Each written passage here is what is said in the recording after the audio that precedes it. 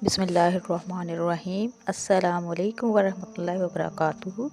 मेरे प्यारे बहन भाई, अल्लाह तबारक तआला से दुआ है अल्लाह तबारक तआला हर तरफ खैर व आफियत रखे।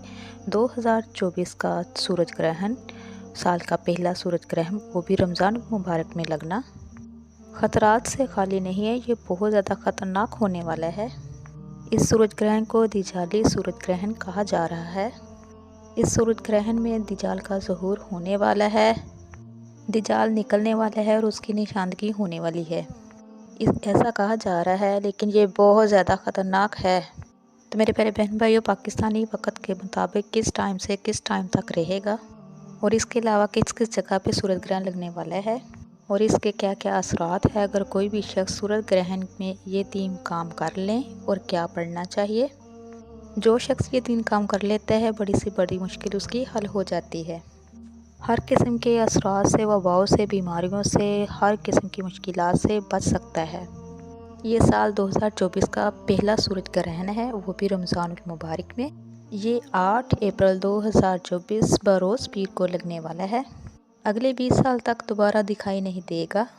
ये बात ज़हन में रख ले कि ये इतना ख़तरनाक है। दोबारा 20 साल बाद चाँद सूरज के सामने आ जाएगा और ज़मीन के कुछ हिस्से में अंधेरा छा जाएगा, मुकम्मल अंधेरा हो जाएगा।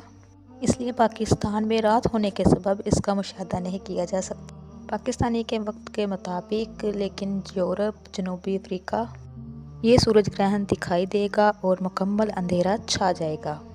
महकमा मौसमियात का कहना है के मुताबिक रात 8:42 पर होगा, 11:17 पर अरूज पे होगा। सूरज ग्रहण का एहतमाम रात 1:52 पे होगा। तो मेरे प्यारे बहन भाइयों, इसके दौरान आपने ये 3 काम लाजमी कर लेने हैं। जो बंदा अपनी मुश्किलात से निजात चाहता है, परेशानियों से निजात चाहता है, उसको चाहिए कि ये 3 काम लाजमी कर ले।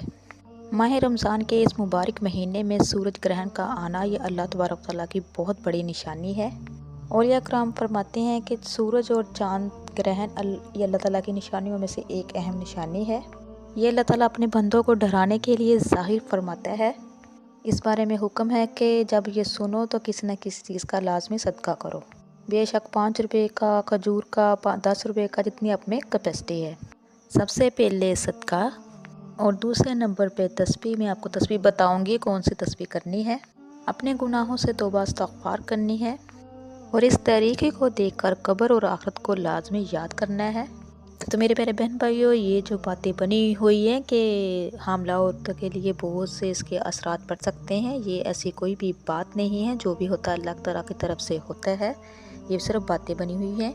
चाँद और सूरज ग्रहण ये उस वक़्त लगता है जब अल्लाह तबारक तआला नाराज़ होता है।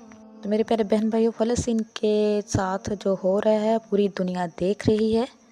अल्लाह तबारक तआला उन पर अपना रहम फरमाए, उनकी हिफाजत फरमाए, आमीन। तो मेरे प्यारे बहन भाइयों, अल्लाह तबारक तआला को जितनी जल्दी हो सकता है राज़ी कर लो, अपने गुनाहों की माफ़ी मांग लो, तौबा इस्तग़फ़ार कीजिए, किसी के साथ बुरा ना कीजिए, किसी की दिल आज़ारी ना कीजिए, हक़ूक़ुल इबाद का ख़ास ख्याल रखिए।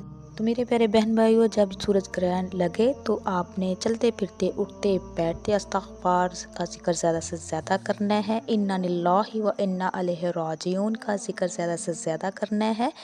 आपने अस्तग़फ़िरुल्लाह रब्बी मिन कुल्ली ज़ंबी अतूबु अलैहि, इसका ज़िक्र ज़्यादा से ज़्यादा करना है। अल्लाह तबारक तआला से रहम मांगना है, फ़ज़ल मांगना है, करम मांगना है और अपने गुनाहों की तौबा करनी है। और अपने लिए जो भी आपकी हज्जात है, जो भी मुश्किलात है, जो भी आपके दिल में ख्वाहिश है, उसके बारे में दुआ करनी है। तो इंशाअल्लाह मेरा अल्लाह तबारक तआला सुनेगा, ज़रूर सुनेगा।